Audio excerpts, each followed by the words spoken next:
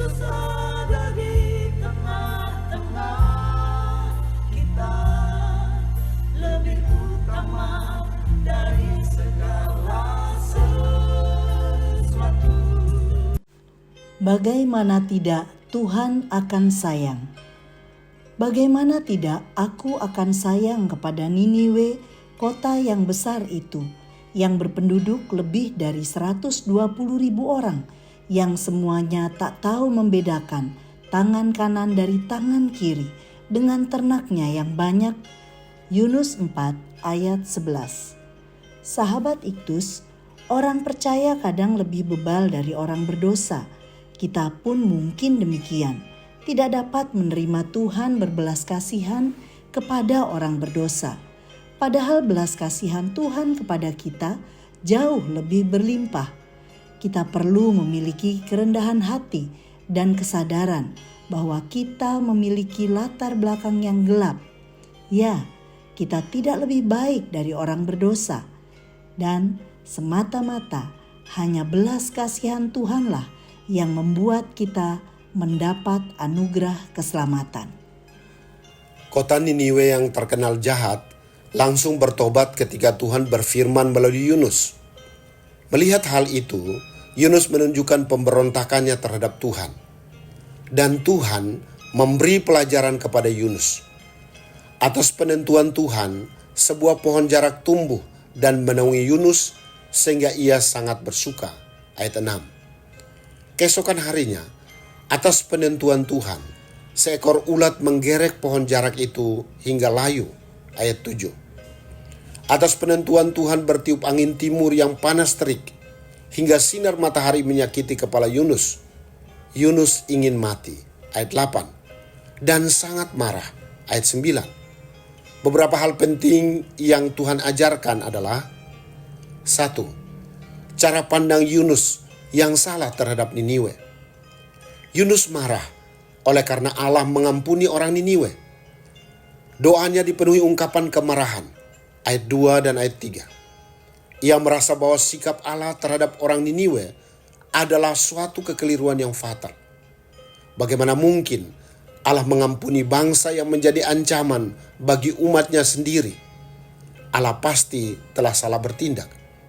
Aku protes Tuhan, dan lebih baik aku mati daripada hidup melihat tindakan Allah yang salah. Ayat 3.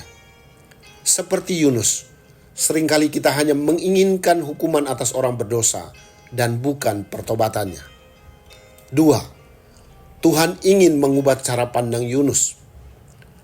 Tuhan berusaha memahami hati Yunus dan mencoba memberi pengertian melalui suatu pelajaran yang lembut. Layakkah engkau marah karena pohon jarak itu? Firman Allah kepada Yunus, ayat 9. Ternyata jawaban Yunus masih tetap seperti semula, yakni marah sampai mati. Tuhan membandingkan kasihnya kepada Niniwe dengan kasih Yunus kepada pohon jarak yang menaunginya. Kalau Yunus bisa begitu mengasihi pohon yang tidak ditanamnya dan hanya dekat dengannya selama 1 malam, apalagi Tuhan terhadap 120.000 orang Niniwe. 3. Cara pandang Tuhan terhadap Niniwe. Tuhan tidak kompromi dengan dosa, tetapi Ia mengasihi orang berdosa.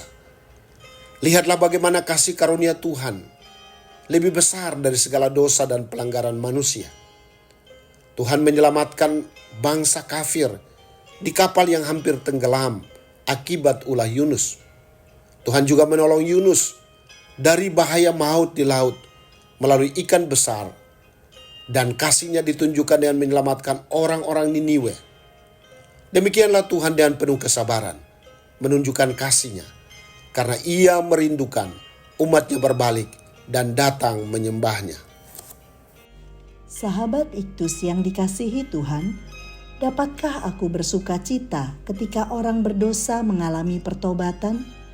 Ataukah aku menjadi marah karena mereka terlepas dari penghukuman? Dengan cara apa Tuhan mengajariku untuk memiliki kasih yang besar kepada orang berdosa seperti kasih-Nya kepadaku? Sudahkah aku mensyukuri kasih terbesar di dalam Yesus Kristus yang dengan sabar mengajari aku untuk meninggalkan dosa dan berbalik kepadanya? Tuhan Yesus, seringkali aku dikendalikan oleh keegoisan diriku dan tidak memikirkan keselamatan orang di sekelilingku. Seperti Engkau telah menunjukkan kasih sayang-Mu kepada Yunus, demikianlah Engkau telah begitu sabar mengajari aku tentang kasih-Mu. Ya Tuhan, berilah mata yang sama dengan mata-Mu untuk melihat jutaan jiwa yang sementara berjalan menuju kebinasaan. Beri aku kasih yang baru kepada mereka untuk menyampaikan berita keselamatan di dalam Yesus dan merindukan pertobatan mereka.